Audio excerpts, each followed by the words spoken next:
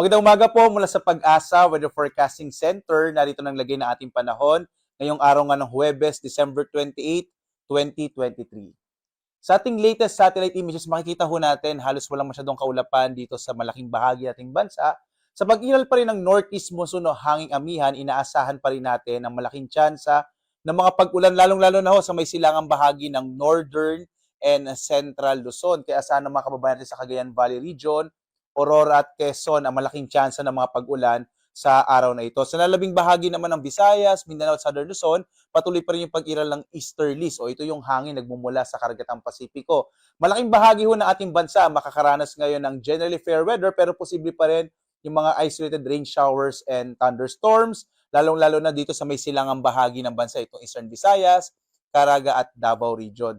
Base naman sa ating mga pinakahuling datos, so sa ngayon, wala tayong namamataan anumang low pressure area o bagyo sa loob o labas man ng Philippine Area of Responsibility. Posible nga po hanggang sa mga pagtatapos ng taong ito, mukhang malit na yung chance magkaroon tayo ng bagyo. Pero asahan pa rin nga natin yung mga usual natin ng mga isolated rain showers and thunderstorms, lalong-lalo na sa may bahagi ng Visayas at ng Mindanao. Pumunta ho tayo dito sa Luzon, makikita natin malaki yung tsansa ng mga pag-ulan, lalong-lalo na sa Cagayan Valley Region, kasama din itong Aurora at Quezon, dulot yan ng northeast monsoon o hanging amihan.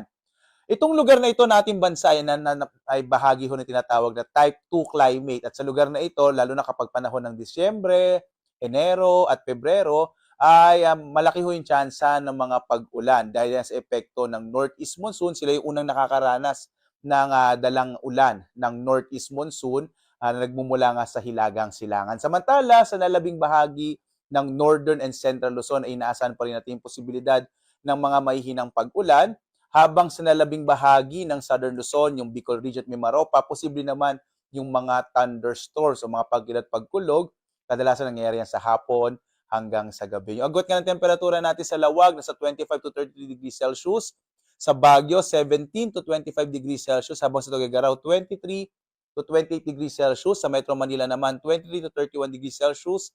Tagaytay, 22 to 29 degrees Celsius. Sa Legazpi, sa Bicol, nasa 25 to 30 degrees Celsius. Sa Calayan Islands naman, 26 to 32 degrees Celsius. Habang sa Puerto Princesa, nasa 26 to 32 degrees Celsius. Dumako tayo sa Visayas at sa Mindanao. Malaking bahagi ng Kabisayan ay makararanas pa rin ng mga posibilidad ng mga isolated o pulupulong pag-ulan, pagkilat, pagkulog, lalo-lalo na dyan sa bahagi ho ng Eastern Visayas, dulot yan ng easterlies. Yung agwat ng temperatura sa Iloilo, 26 to 31 degrees Celsius. Sa Cebu, 25 to 30 degrees Celsius. Habang sa Tacloban, 25 to 28 degrees Celsius. Malaking bahagi rin ng Mindanao ay maaring makaranas ng mga pulupulong pag-ulan, pagkidat, pagkulog, lalong-lalo na yung bahagi ng Caraga at Davao Regions, epekto pa rin ng easterlies. Habang ang nalabing bahagi ng Mindanao, asahan pa rin generally fair weather, although posible pa rin yung mga isolated rain showers and thunderstorms. Yung agad nga ng temperatura sa Zamboanga, 23 to 35 degrees Celsius. Sa bahagi ng Cagayan de Oro, 24 to 30 degrees Celsius. Habang sa Davao, 25 to 33 degrees Celsius. Wala rin tayong nakataas sa gale warning ngayon, kaya ligtas din pumalaot yung mga sakyang pandagat, kahit yung maliliit na mga bangka sa mga baybayin ng ating bansa.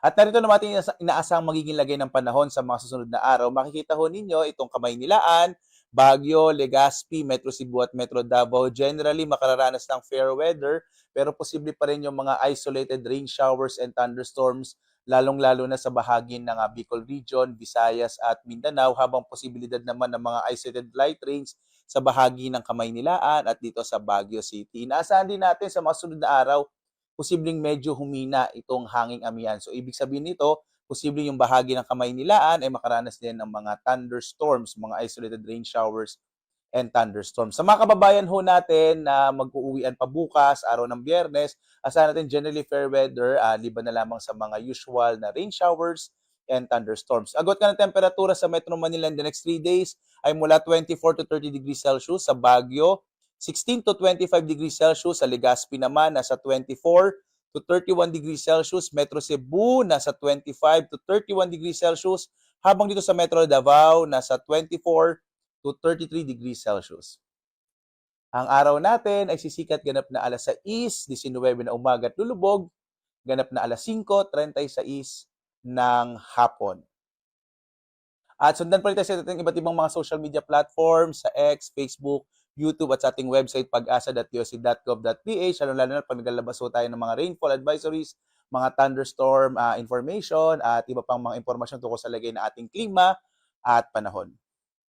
At live na nagbabalita mula din sa Pag-asa Weather Forecasting Center. Ako si Obet Badrina. Maghanda ho tayo para sa ligtas na Pilipinas. Have a blessed day sa inyong lahat. Maraming salamat po.